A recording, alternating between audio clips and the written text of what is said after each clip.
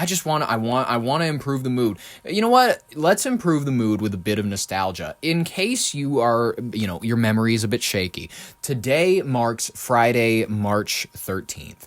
If that date just kind of rings in your head a little bit, March 13th, I remember specifically as being my last day of school, I believe. If my memory serves, that was the day that COVID 6 years ago had locked down my school. It was a fascinating era. It has been 6 years since the COVID pandemic officially was declared a state of emergency across the United States. Let's hear about it. Welcome back. Well, it's hard to believe, but 6 years ago today, 6 the years. World Health Organization declared COVID-19 a global pandemic. Not long after, Dr. Anthony Fauci addressed the public as government officials put bans on large gatherings. People began wearing masks, and schools and many businesses shut down. Testing, vaccines soon followed. The World Health Organization declared the public health emergency caused by COVID-19 ending in May 2023. As of February 26th of this year, COVID-19 has caused more than 7 million confirmed deaths globally, but up to 33 million estimated deaths. Estimated, which, that is people who died, whether or not it means they died with COVID or from COVID. It's a debate people love to have.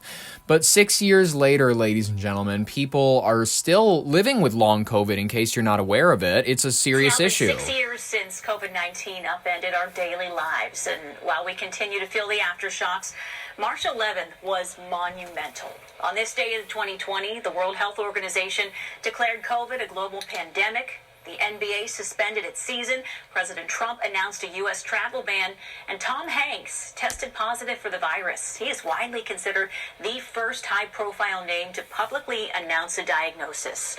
The virus swept across the globe, claiming an estimated 7... This is giving me so much nostalgia, man. You know what else gives me nostalgia? Remembering the era of ordering food, and, you couldn't go in and eat. So your parents would just order food for pickup, and then you would have your parents come in and they would have it bagged up. Sometimes they would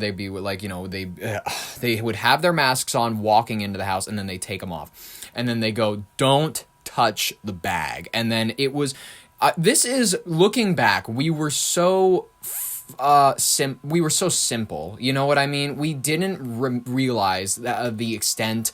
We didn't know at the time. It was like AIDS in the 80s, you know what I mean? It was just kind of like, oh, I don't want to hug my gay friend because he might give it to me by doing that.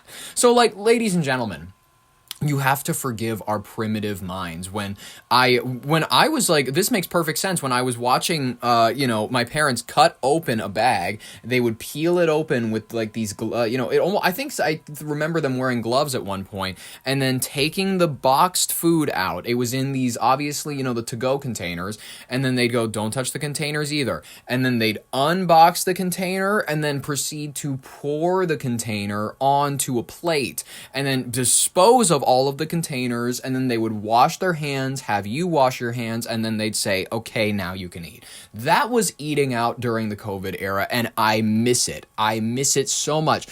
Drives, back when you weren't allowed to go out to like Walmart for extended periods of time, people would yell at you if you didn't have a mask on, all that very fun stuff.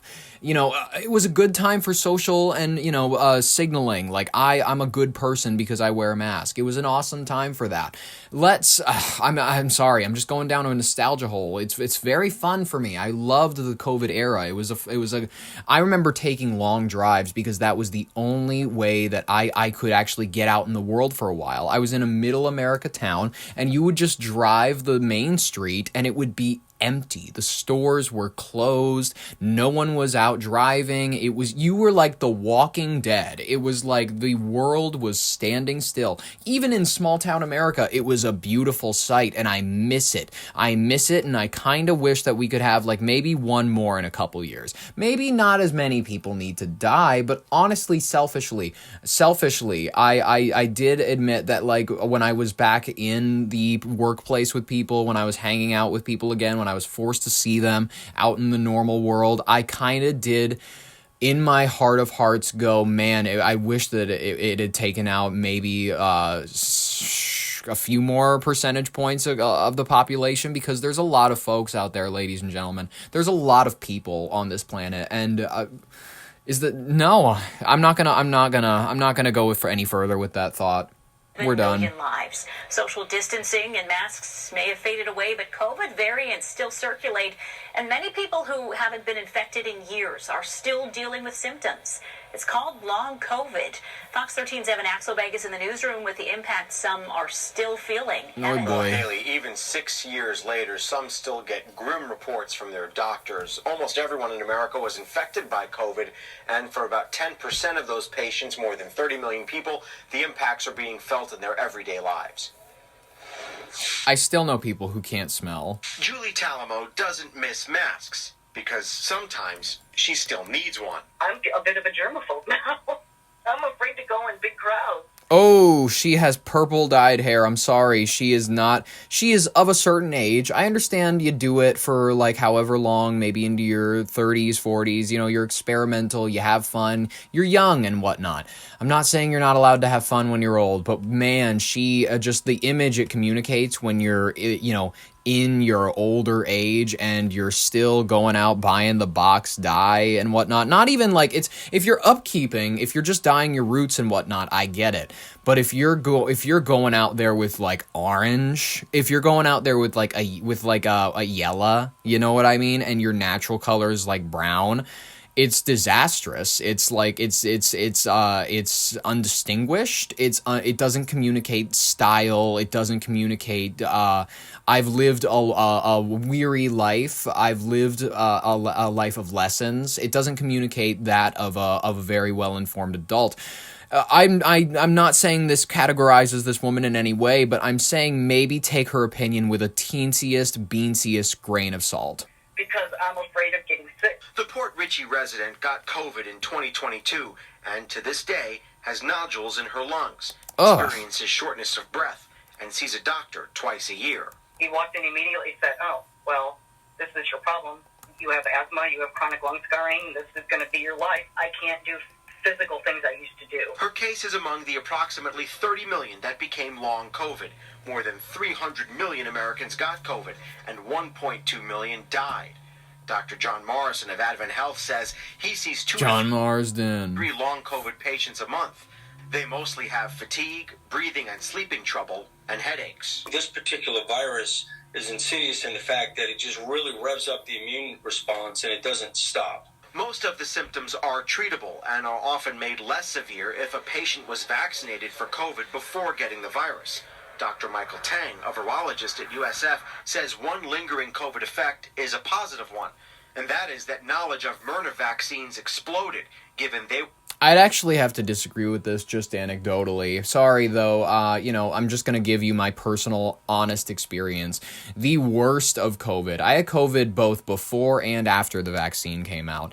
I received my vaccine, and the worst version of COVID I received was after I had gotten my vaccine. It was about actually a month or two after I'd gotten my vaccine. And it wiped me out. The COVID, the brain fatigue, all of that lasted so much longer. So much longer. When I didn't have the shot, as a matter of fact, I was over it in about 2 days. I'm sorry to say it, but when it comes to my personal health, I don't think I needed it. I only got it because you needed it in order to go back to normal. You needed it to go into certain public places. It was required by certain precepts and all that. Knowing what I know now, of course, we all say that eventually in our lives, I think I would have refused the vaccine. I would have refused it by virtue of the fact that I, being the young person that I was, did not need it. I did not need it by virtue of my immune system, and the only reason that I got it was to go back to normal. Like I've said, it was just because we all wanted normalcy once again. That's the blah blah blah that we all heard. But listen and understand. I'm not going and getting my booster anytime soon. I'm sorry, when I'm hearing about the alleged studies that are proving that mRNA vaccines can create plaque deposits in your brain and give you Alzheimer's. When I'm hearing about the confirmed cases of young men my age getting the vaccine and developing myocarditis and fatigue, all these horrible symptoms from the vaccine, it's been proven. You can look up these studies yourself. I think I'm good. I really think I'm good when it comes to the pharmaceutical engagement area. No, thank you. Developed to respond to COVID in real time, with cancer vaccines now a likely result. Oh, sure. About having a personalized medicine approach for somebody's particular cancer, for example. How do we vaccinate against that particular cancer versus somebody else's cancer that looks similar? When it comes to long COVID, doctors have learned that patients can get it even on a second or third infection. The lingering effects on the body and the mind are substantial. 6 years later, Jamie is reflecting on the damage it did to herself and to our society. COVID prevention measures, for example, became a huge topic of debate. We lost friends. We lost family. We became even more divided than I think we already were. Tang says USF has become the international headquarters of the Global Virus Network. A conference was just held at USF about pandemic preparedness and the lessons that COVID taught in response to the virus itself and also to its lingering effects. He says adaptability in developing vaccines and antivirals has been among the most important, particularly when it comes to real-time clinical trials. Haley. Evan Axelbank reporting tonight. Very, very fun. Ladies and gentlemen, that's just your serving of COVID nostalgia. Don't we all miss it? I know I do. It was one of my favorite eras. It was one of my favorites, mainly because I didn't have as many responsibilities as I do now. I was like 16, 17. It was a great time in my life. No, actually, I was 15, 16, I believe. My math is not proper on this. Well, never mind. No, I was 16, 17. Whatever.